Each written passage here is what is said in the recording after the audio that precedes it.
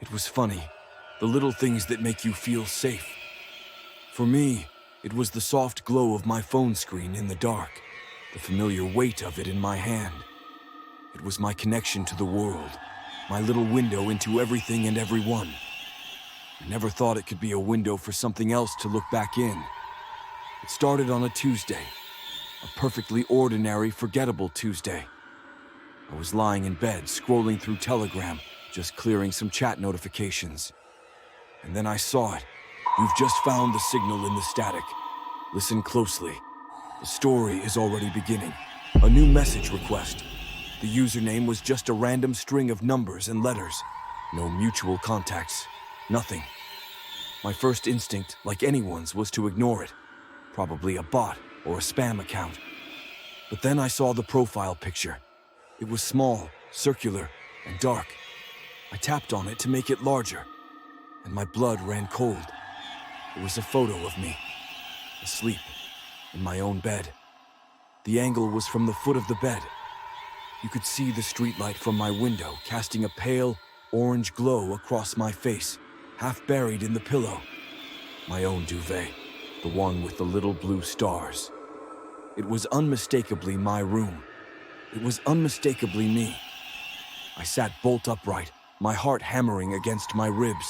I fumbled for the main light switch, flooding the room with a harsh yellow light. I was alone. The door was closed. The window was locked. Everything was exactly as I had left it. But someone, or something, had been in here. The rational part of my brain kicked in, screaming at me that there had to be an explanation. A prank. It had to be a prank. Maybe one of my friends had snuck in, taken the photo as a joke. But I live alone, and the few people who have a key, it was not their style. It was too intimate, too violating. I looked back at the message. There was only one. It was just a single punctuation mark, a period, a full stop. What did that mean? Was it a mistake, a misclick, or was it a statement?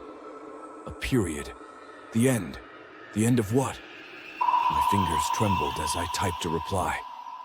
Who is this? No response. The message was left on read. The two gray ticks stared back at me, a digital confirmation that whoever was on the other end had seen my panic and chosen to ignore it. I spent the next hour going through my phone.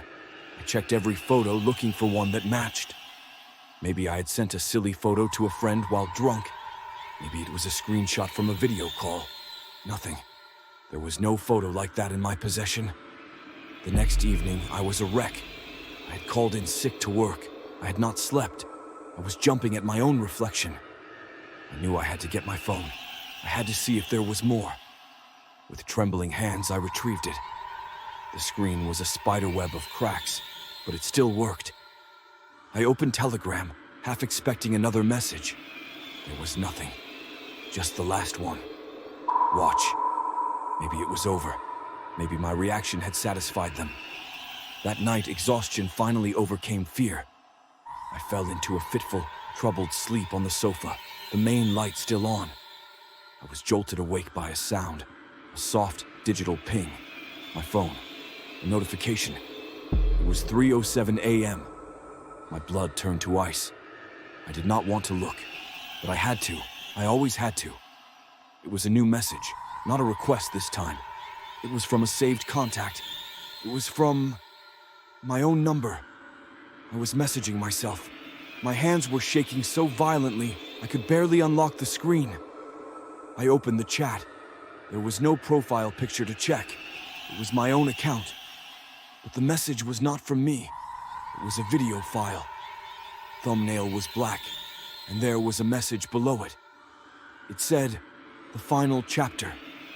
With a sense of doom so profound it felt like I was already dead, I tapped the video. The first few seconds were shaky, dark. It was a video of a room, my room. From a low angle, as if the camera was being held by someone crouched on the floor. The camera panned slowly across the carpet, over the discarded clothes, past the coffee table. And then it tilted up. It was pointing at the sofa, at me, asleep. The camera began to move forward, slowly, silently gliding across the room. It was getting closer and closer. The sound of my own breathing, amplified and ragged with sleep, filled the speakers. The camera lens filled the screen until all I could see was my own sleeping face. It lingered there for what felt like an eternity. And then, from the speaker, right next to the microphone, came a whisper. It was dry, rasping, like stones grinding together. I am inside, and the video ended. I do not sleep anymore. Not really. I catnap in chairs with all the lights on. I got rid of that phone. I moved apartments. But it does not matter, because wherever I go, I feel it. A presence, a silent observer in the digital static of my life. I see glitches in my new laptop's camera. My smart TV turns on by itself sometimes, showing only a black screen. They told me to watch. And now, I cannot stop. I watch every shadow. I watch every reflection. I watch the little green light on my webcam, praying it does not flicker on. The police said it was an elaborate hacker, a deep fake. They told me to change my passwords and be more careful. But they did not hear the whisper. They did not feel the closeness of it. That was 6 months ago. I still get the messages, not on a phone. I see them in the patterns of rain on my window. I hear them in the white noise between radio stations. A single punctuation mark, a comma, a promise that it continues. The last one I saw was scratched into the frost on my kitchen window this morning. A single, perfect question mark. And I know, with a certainty that chills me to the bone, that the next message will not be a message at all. It will be a knock on the door. And when I open it, the person on the other side will have a very familiar face. Don't miss the second part of the story, if you dare.